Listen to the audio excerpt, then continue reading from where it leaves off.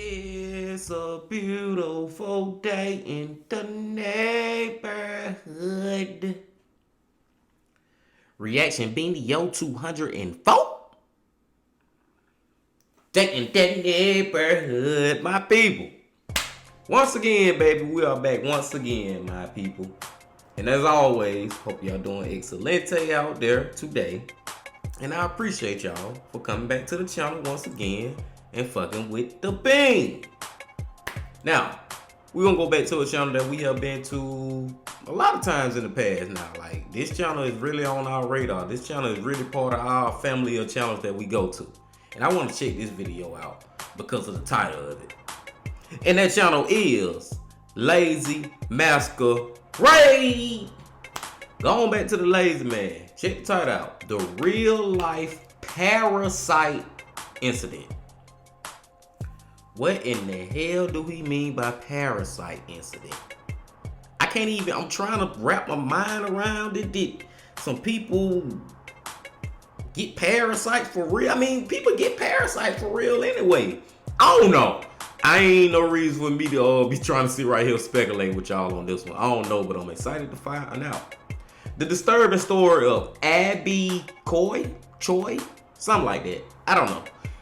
But we finna find out what the hell going on, my people. But before we find out what the hell going on, my people, y'all know what y'all got to do.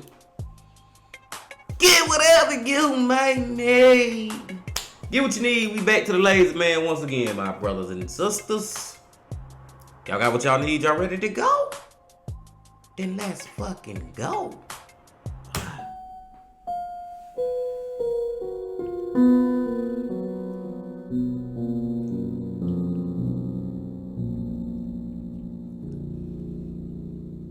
The best things happen in dark. Today's video is sponsored by Stamps.com. Here come commercial. Hey, Lazy do a commercial early too, y'all. Do the bitch from the jump, gonna get it out the way. Y'all fuck with Stamp/Lazy Masquerade too. And get whatever you may need. For every person that appears to have it all, there's 100 others that want a piece of their pie. Question is, how far would you go for your slice? Today, we'll be exploring a very recent case from my former home city of Hong Kong. One which locals are already calling the real-life Parasite incident. Young, vivacious, and beloved by hundreds of thousands, influencer and media personality Abby Choi Tim-Fung was seemingly living the perfect existence. An existence that most people her age could only dream of. With a sizable following, an even more sizable bank balance, and a modelling career that was going from strength to strength, it seemed like for this 28-year-old socialite, the sky truly was the limit. But, unfortunately, her big dream of becoming a global fashion icon was to be short-lived. And I mean that in the most literal sense. This is the story of Abby Choi, aka the Human Soup Incident. Abby Choi was born and raised in Hong Kong, an economic hub and a multi-millionaire's playground. But even amongst the city's most elite residents, Abby and her family were considered particularly well off.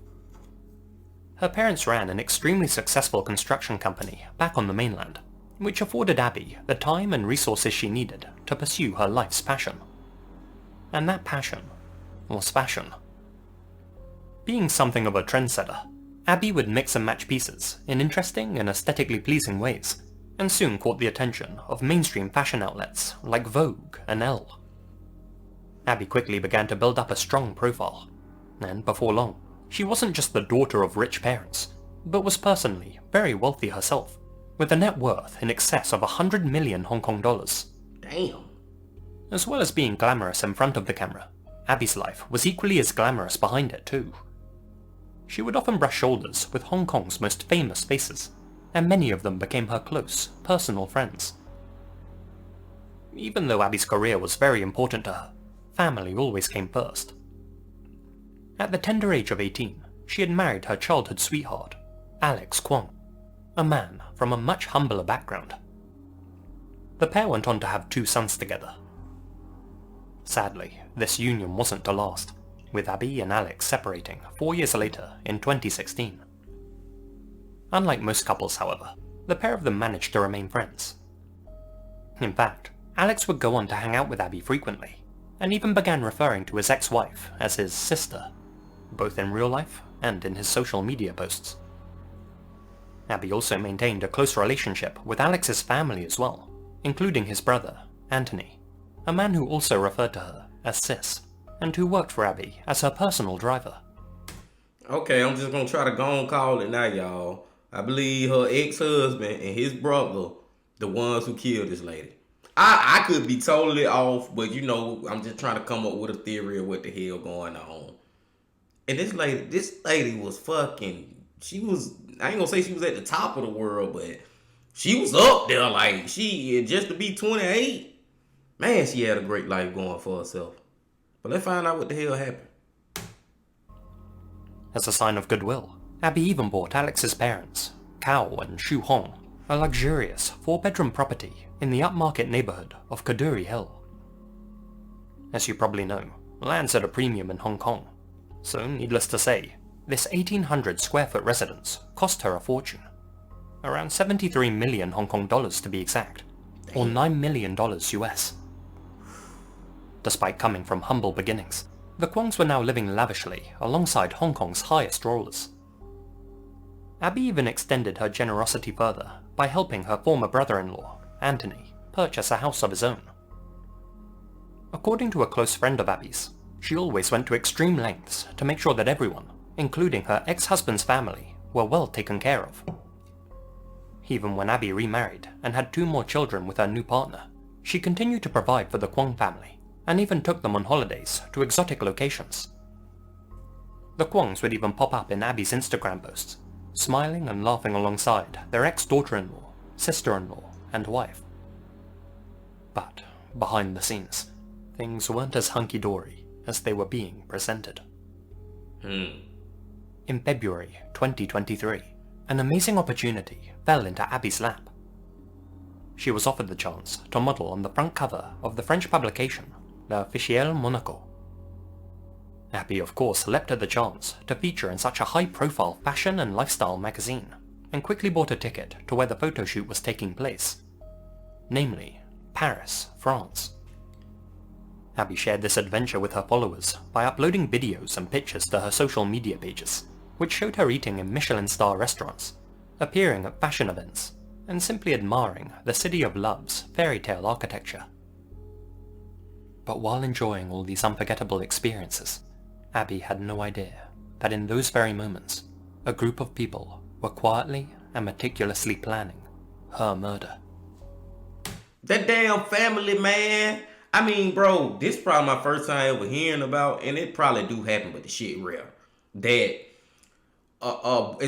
ain't about woman or husband or wife, woman or lady. I mean, woman or man. Ain't about gender with this. This my first time really hearing about somebody separating from their husband. Let's just say the woman separate from her husband, and it's one thing for her to still be in contact with her ex-husband and, still trying to make sure he's straight. Just got a friendly relationship because they got kids and, they got history together. They was married at one point. It's okay, they just friends or whatever. That little sister, brother shit, I don't know. That's maybe a little weird. But the craziest part is, bro, she was still taking care of his family.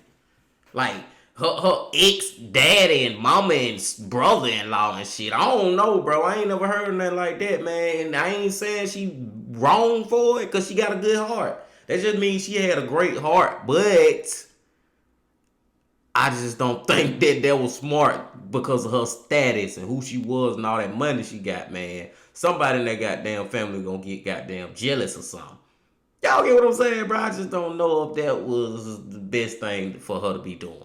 She should have cut all them off and just stayed, in contact with her ex husband. Long story short, short story long. Let's go.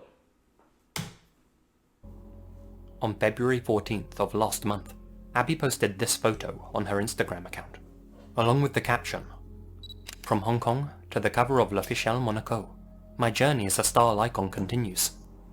Grateful for this recognition and the continued support along the way."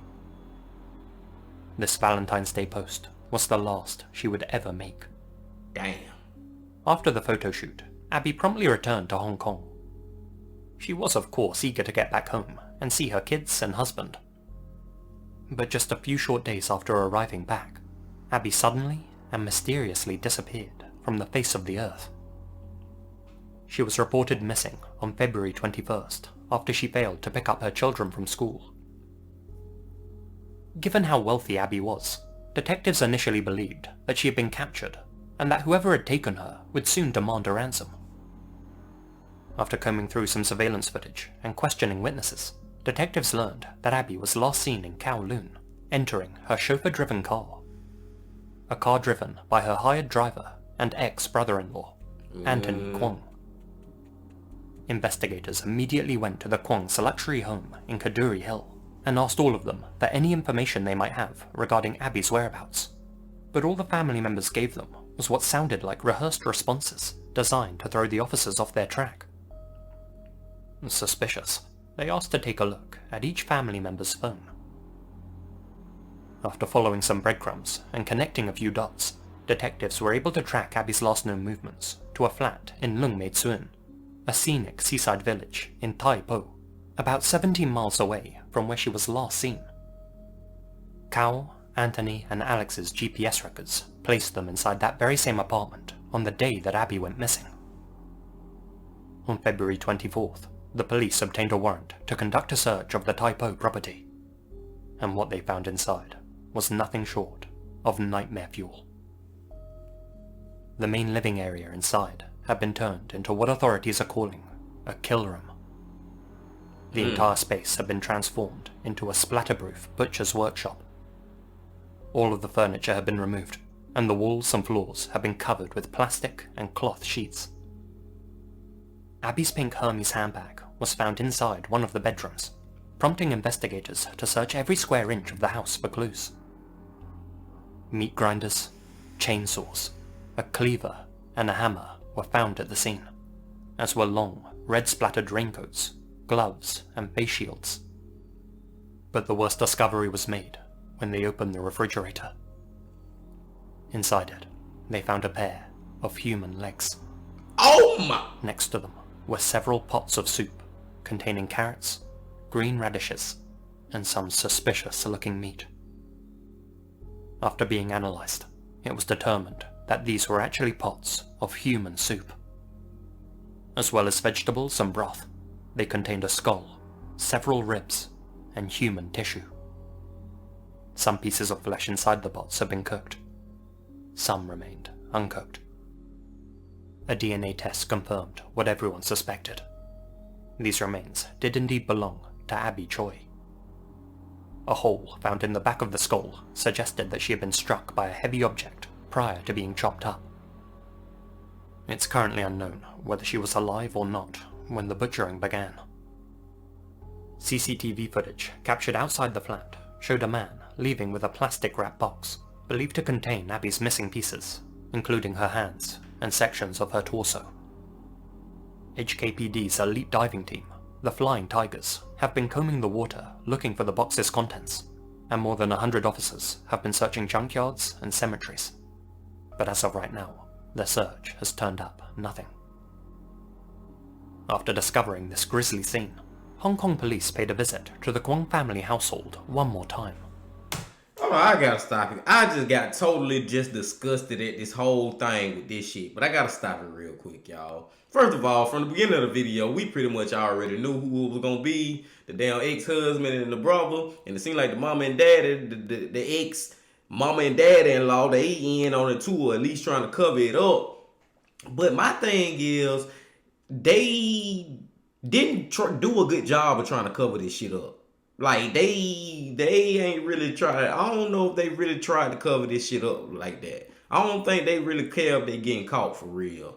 Like, cause they could have did a better job of trying to hide this murder. And why the hell you turning her to soup? Like, what? It's one thing to just kill her, but why y'all doing all this extra shit, man? That shit is crazy as fuck, bro. This lady body. Let's go.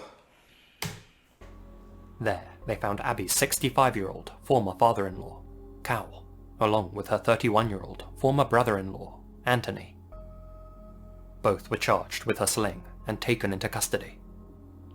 Officers also charged Abby's former mother-in-law, 63-year-old Xu Hong, with preventing the course of justice after she helped her sons and husband dispose of evidence. 3 of the culprits were now in custody, but there was one glaring problem. Abby's 28-year-old ex-husband, Alex, was nowhere to be found. A citywide manhunt quickly ensued. As mentioned, Abby moved in powerful circles, and several of her wealthy friends offered huge sums of cash for any information leading to Alex's capture. This tactic paid off. After receiving a tip, officers caught Alex on Lantau Island, attempting to flee the city in a speedboat. He was carrying $500,000 Hong Kong dollars in cash, along with several luxury watches, which were worth 4 million HKD. Presents gifted to him by Abby. Damn. As it would turn out, the family's patriarch, Cao Kwong, the man who had masterminded this entire operation, happened to have a secret mistress his wife didn't know about. This woman, a 47-year-old masseuse named Chi Wing, had actually helped hide Alex in a luxury Arch Sky Tower apartment before his attempt to escape Hong Kong. She too was charged with aiding an offender. A 6th person has also been arrested for helping organize Alex's escape in return for 300,000 HKD. All of the co-conspirators have now been apprehended, and all. So, the dad is the damn mastermind behind this shit, which is crazy as fuck to me. I would have thought it was the ex-husband or maybe the brother. What the hell you even got to do with that damn girl, man? What you got to do with Abby, bro, like that? To the point you want to kill her? That's my second question. Why did y'all do this? Why? And why in the hell y'all chopped her up and turned her into soup? Y'all like to eat humans, or y'all just doing this for fun? Like, what the fuck? Let's go. But Chi were denied bail. But now the obvious question is, why? Why would the Kwong family conspire to take Abby's life when she had been nothing but kind to them?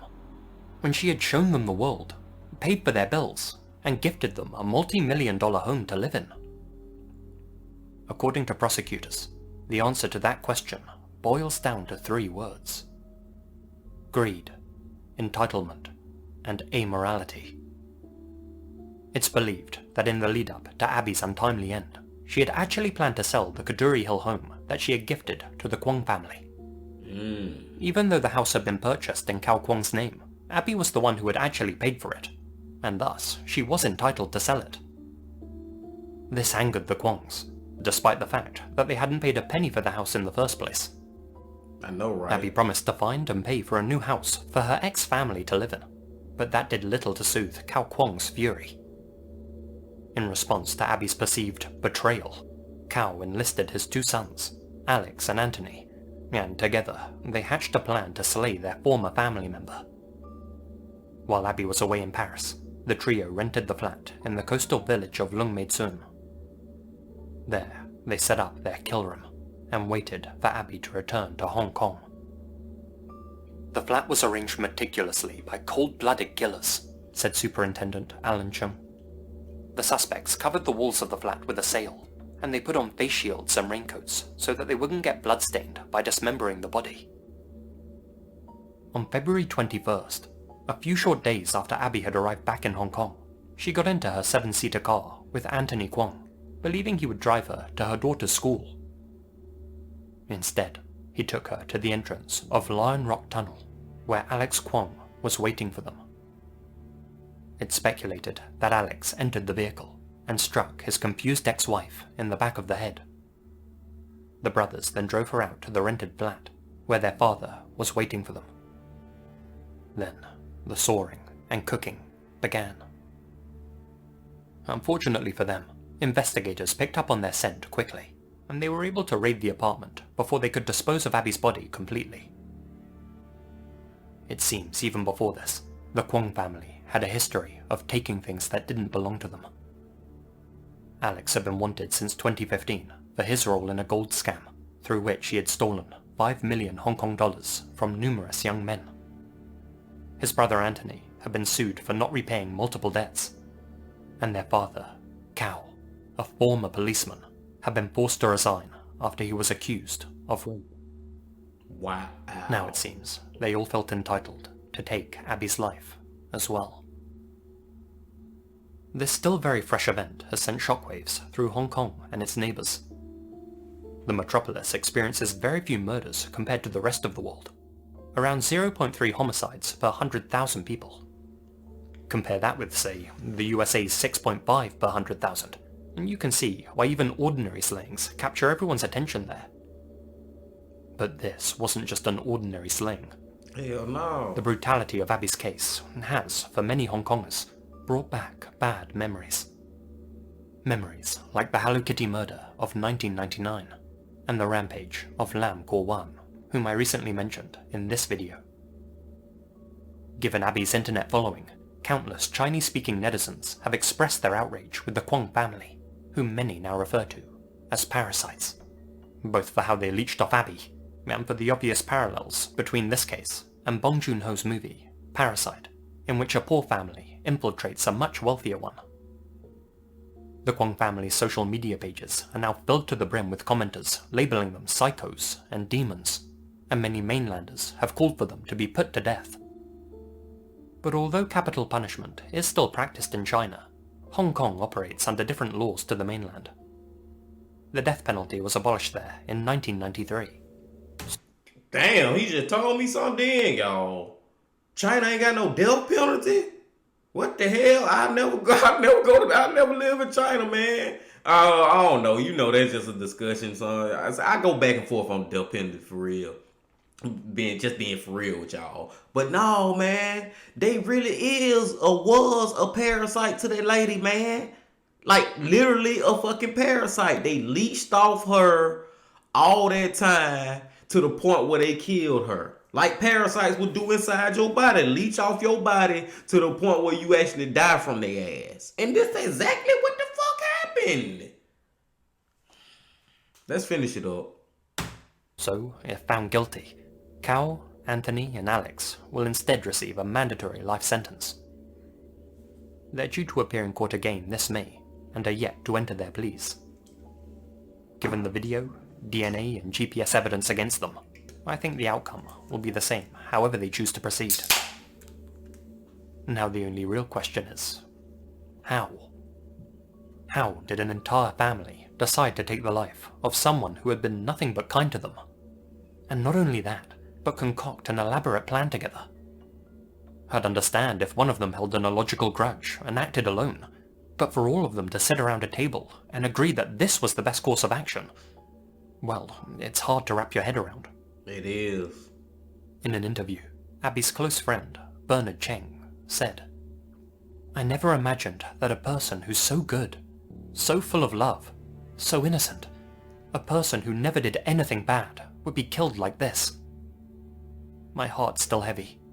I can't sleep well." Abby leaves behind 4 children, aged between 3 and 10, as well as her husband, Chris. He described her as a kind-hearted and good person who always wanted to help others. Her social media pages have since been flooded with tributes and kind words, and her legacy lives on through the Paumes organization, a charity she set up dedicated to helping stray animals. It's difficult to believe that people like the Kwongs exist. People so consumed by greed that they'd do anything to hold on to what they have, even if what they have isn't theirs in the first place. Crazy. The kind of ungrateful people you could give the world to, and all they'd say in return is more, more, more.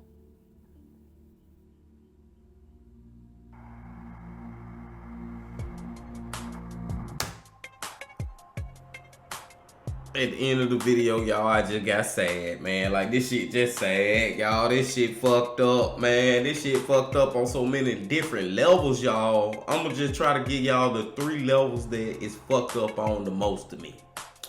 Now, the first level, and this ain't in order, like, from worst to best, best to worst, nothing like that. But the one I want to say before I say any other level, because, Lazy ain't even bring this part up. Bro, what about y'all kids, bro? Ex-husband, what his name was? I don't even remember his fucking name. What about your kids, bro? You killing your... Because, you know, he had 2 by before she had 2 in a later marriage. What about your kids, bro? You doing this to your damn kids' mama. The family. You doing this to your kids.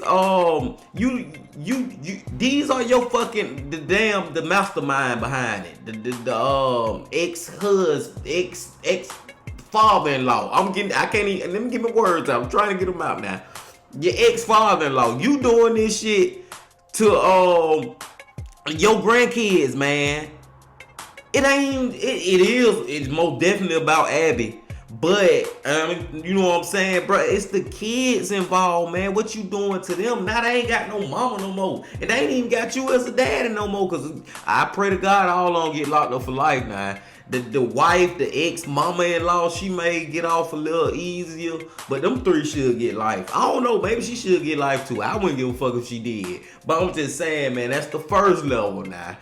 The kids, bro. Why do these people, when they murder people, when they be doing all this murder and shit, they don't think about the kids involved and what their future gonna hold and the tragedies and fucked up shit they gonna go through in their head because of what the fuck you did. You know what I'm saying? That's the first level. The second level. Why you killing them? You killed her, okay. Why y'all just ain't trying to go hide her body or do something? What was up with the meat grinder and soup and cooking her body and what the fuck? And got her in the refrigerator and why y'all doing all that? What kind of satisfaction? Who bright idea was that? Like why, bro? That shit so sick and so dumb and just so that shit was just unnecessary, man. And the third level, man, is just the fact that, bro, y'all felt that I never heard of a more entitled family in my life than them motherfuckers. Now that they was entitled as hell to the point where they actually killed this girl, man. This girl giving them all that shit for all that time. She didn't even have to give them a dime. You know what I'm saying? Especially after she broke up. Yeah, she got a divorce with the husband. She ain't have to be giving y'all shit. Y'all should have been grateful for whatever the fuck she was giving y'all. And she wanted to sell the house, and that was the tipping point, the icing on the cake for y'all to be like, okay, now we gotta kill her. We mad. And how in the hell you gonna get mad at me giving you some, and then I'm giving you all this shit, but I decided to take some back, and I still tell you that, hey, I'm gonna let you. I'm still gonna give you something else. Like, dude, I should have gave you nothing from the beginning. If you gonna act like this, man, I'm done. I'm done now. I digress. Go on, let y'all get up out of here, my people, because y'all know how I go on and on and on and on and on and on and on and on. Make sure y'all hit that like button, comment, subscribe. This was a great video from Lazy. As always, man, I love the Lazy, man. And I love y'all.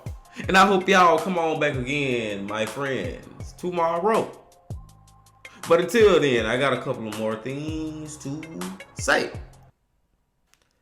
Love, peace, and happiness. Stay safe. Don't stop. Keep going. Yeah.